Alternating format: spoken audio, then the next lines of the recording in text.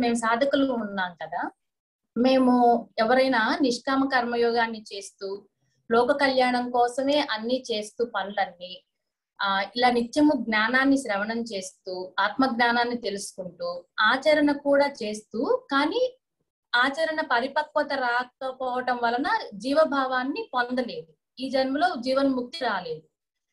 అలా మేము కూడా అలా చేసిన వాళ్ళు కూడా బ్రహ్మలోకానికి వెళ్తారా?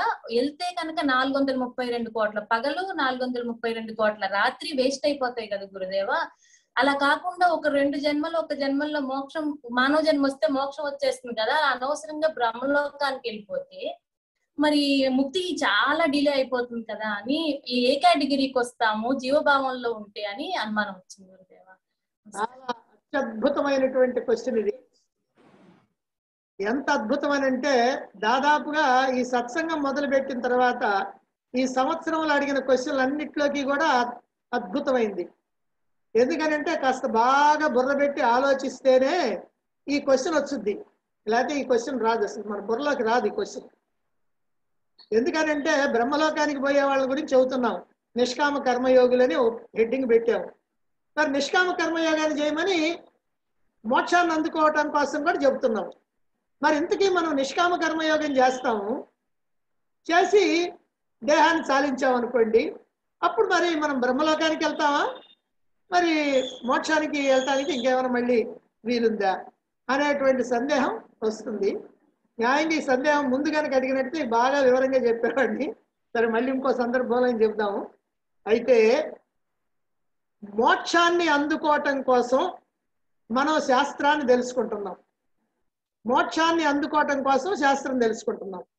అంటే అద్వైత సిద్ధాంతం ప్రకారం నేను పరమాత్మనే, ఉన్నదంతా పరమాత్మే, పరమాత్మ కంటే రెండవదేమీ లేదు. కానీ నా అజ్ఞానం కారణంగా, జన్మ జన్మల నుంచి నాకు ఉన్నటువంటి అజ్ఞానం కారణంగా నేను జీవుణ్ణి అనేటువంటి భావంలో, జీవభావంలో ఉన్నాను. నేను ఇప్పుడు జీవభావాన్ని పోగొట్టుకోవాలా? ఇది మనం చేయాల్సింది. అయితే జీవభావాన్ని పోగొట్టుకోవాలంటే ఒక్కసారి ఒక వ్యక్తిని తీసుకొచ్చి నువ్వు జీవభావాన్ని పోగొట్టుకంటే ఆయన బాదు. ఎందుకు ఇంత నేర్చుకున్నా మనకే బాగోపోతే ఆయనకేం పోద్ది? అందుకని జీవభావాన్ని పోగొట్టుకోవాలంటే అదిగో ఎక్కడో అక్కడ మొదటి నుంచి రావాలి, మొదటి స్టెప్ నుంచి మనం అడిగేయాలి. దానికోసం సకామ కర్మయోగం, తర్వాత నిష్కామ కర్మయోగం, ఆ తర్వాత శాస్త్ర జ్ఞానం, శ్రవణ మనన నిధిధ్యాసనలు, ఇవన్నీ కూడా చేసుకుంటూ రావాలి. అయితే మోక్షం కోసమే, మోక్షం అనేది లక్ష్యంగా పెట్టుకొని దానికోసం ఎవరైతే చేస్తున్నారో అదిగో అటువంటి వాళ్ళు నిష్కామ కర్మయోగం చేసినా చేయకపోయినా వాళ్ళు మోక్షం కోసమే ప్రయత్నం చేస్తున్నారు కాబట్టి ఎప్పటికైనా జీవన్ముక్తే. అలా కాకుండా నిష్కామ కర్మయోగం చేస్తేనే నీకు బ్రహ్మలోకం వచ్చుద్ది కాబట్టి నువ్వు మంచి పనులు చేయి, సత్కార్యాలు చేయి, దైవ కార్యాలు చేయి అని చెప్తారు కదా.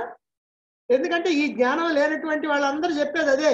వాళ్ళు కాషాయ వస్త్రాలు వేసుకోవచ్చు, స్వామీజీలు కావచ్చు, పెద్ద పెద్ద గడ్డాలు ఉండొచ్చు, ఏమైనా ఉన్నా సరే వాళ్ళు చెప్పేది ఇదే.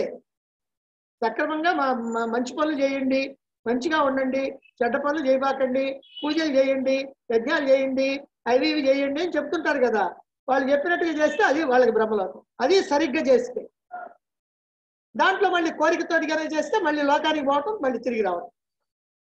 కనుక బ్రహ్మలోకానికి పోయే వాళ్ళు ఎవరండి అని అంటే, మనం ఈ శాస్త్రజ్ఞానాన్ని వింటూ తెలుసుకుంటూ సాధన కాస్త చేస్తూ ఆయుష్ లేక మనం మరణించినట్టయితే మనం బ్రహ్మలోకానికి పోతామనే దిగులు అక్కర్లేదు.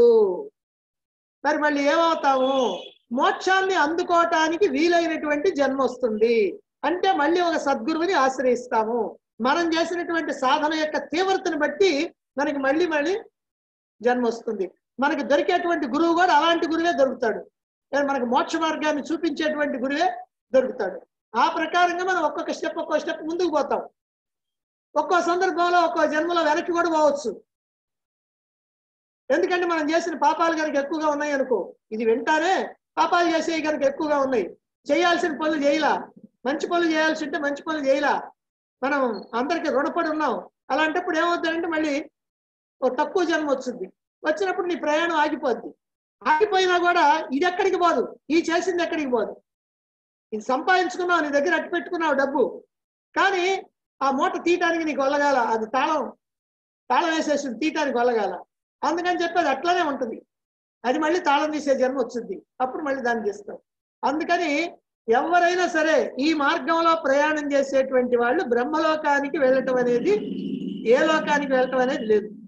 అయితే ఏ లోకానికి అని అంటే ఏవో చిన్న చిన్న కర్మలు చేసి ఆ కర్మలు కనుక పూర్వానికి కనుక మనకు ఉండి స్వర్గలోకానికి పోయి భోగాలు అందించాలి చూస్తే పోతాం, పోయి మళ్ళీ వస్తాం. ఆ లేటు మాత్రం జరుగుతుంది అంతే తప్ప మన తీవ్రత కనుక ఉన్నట్టయితే, అందుకనే మీకు ఒకసారి చెప్పాను, ఈ జన్మలో తీవ్రత ఉండాలి, ఎలాగైనా సరే మోక్షాన్ని అందుకోవాలనేటువంటి తీవ్రత ఉండాలి. అంత తీవ్రత కనుక ఉన్నట్టయితే అంతకు ముందు ఉన్నటువంటి సంచిత కర్మల్లో ఉన్నటువంటివన్నీ వెనక్కిపోతాయి, ఇది ముందుకు వచ్చింది. అందుకని నెక్స్ట్ జన్మ, ఇమీడియట్ జన్మ ఖచ్చితంగా ఉత్తమోత్తమైనటువంటి జన్మ వచ్చింది. ఎప్పుడు అని అంటే మనం ఇప్పుడు తీవ్రంగా ఉంటే.